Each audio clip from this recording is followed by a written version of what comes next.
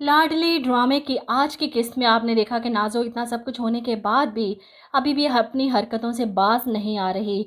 पहले तो राहिम को प्रेशराइज़ करती है कि वो अबरिश को तलाक देकर घर से निकाल दे, और जब राहिम इसकी बातों में नहीं आता और सुंदस भी इसे समझाने की कोशिश करती है कि तुम्हारा कोई दिमागी मसला लग रहा है, साइकाइट्रिस्ट को दिखाओ जाकर, तो उमर आकर अपनी बहन की साइड लेता है। ऐसे में नाज़ो चीख पड़ती है, उमर भाई देख रहे हैं आप, सुंदस आप ही मुझे पागल कह रही हैं। सुंदस के इन अल्फाज का बदला लेने के लिए नाज़ो को एक और मौका मिल जाता है, जब परवेज़ सुंदस को मिलने के लिए बुलाता है ताकि अपनी बहन के साथ होने वाले जुल्म के बारे में तफसील से पूछ सके, क्योंकि मरियम ने तो कुछ नहीं बताना कि आखिर ऐसा क्या हुआ था कि इसे रात के वक्त घर से निकाल दिया गया। अब सुंदस ही है जो तफसीलन इसे सब कुछ बता सकती है, और इस बात पर नाज़ो को मौका मिल जाता है सुंदस पर घटिया इल्ज़ाम लगाने का।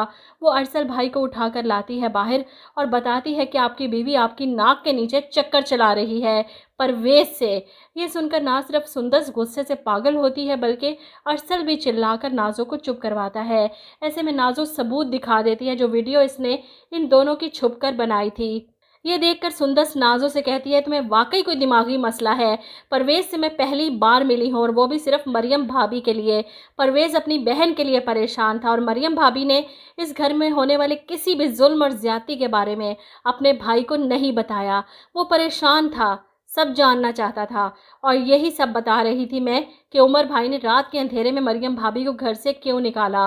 अरसल को सुंदस की बातों पर यकीन है, वो नाज़ो की आंखों से नहीं देखता। नाज़ो की तो पूरी कोशिश थी कि इस बात पर अरसल भाई सुंदस को तलाक देकर घर से निकाल देंगे, लेकिन अरसल उमर जैसा बेवकूफ़ नहीं कि सुंदस की बात सुने बगैर नाज़ो की बातों में रिएक्ट कर जाए। इसीलिए तो अपनी अम्मी से जाकर बात करता है, क्योंकि नाज़ो सिर्फ अम्मी की बात मानती है और इन्हीं की सुनती है। अब्बा जी तो रहे नहीं, इसलिए अब यही नाज़ो को समझा सकती हैं।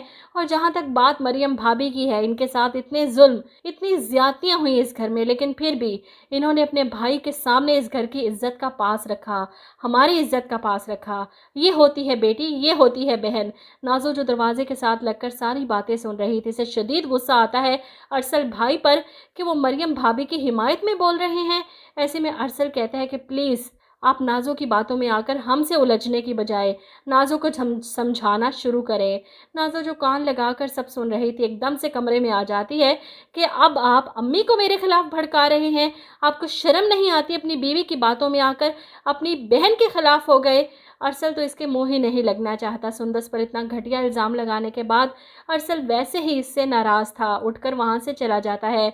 और ऐसे में नाज़ो अपनी माँ से कहती है, देख लिया आपने, सुंदस आपी ने कैसे अरसल भाई को मुझसे बदजन कर दिया। जिस पर सबाहत बेगम कहती है कि सुंदस ने नहीं, बल्कि तुम खुद अपने रिश्तों को खुद से दूर कर रही हो। बस कर दो नाज़ो, बस कर दो। अब और कितना बर्बाद करोगी अपने भाइयों को। अभी तो अरसल को ये नहीं पता कि इसके एक्सीडेंट के पीछे तुम थी। ऐसे में नाज़ो हैरान परेशान, अम्मी आप ये क्या कह रही हैं? मैंने आज तक जो भी किया है, इसमें मेरा कभी भी ये मकसद नहीं था कि मेरे भाइयों को नुकसान पहुँचे। वो तो बाहर से आई औरतें हैं जिनको मैं नुकसान पहुँचाना चाह रही थी, क्योंकि वो हमारा घर बर्बाद कर रही थी। दरवाजे के पास खड़ी अबरिश हैरान परेशान नाज़ो की असलियत सुनकर कि वो क्या कुछ करती आई है, और इसकी माँ सब जानती हैं, यहाँ तक कि अपने बाप की मौत के पीछे भी नाज़ो का हाथ है। ये हकीकत अबरिश को हैरान परेशान कर रही है। ऐसे में नाज़ो अपनी माँ से कहती है कि मरियम भाभी को तो मैं घर से निकलवा चुकी हूँ, रह गई सुंदस आपी, बहुत जल्द इन्हें भी अरसल भाई की ज़िंदगी से निकाल बाहर करूँगी, और अबरिश इसे मैं इस घर में कभी नहीं रहने दूंगी। रोहान से तलाक लेने के बाद अबरिश और राहिम की तलाक तो करवा कर रहूँगी। वो कैसे मेरे घर पर खुश रह सकती है जब मैं खुश नहीं। अम्मी आप कुछ बोल क्यों नहीं रहेंगे, आप मेरा साथ देंगी ना।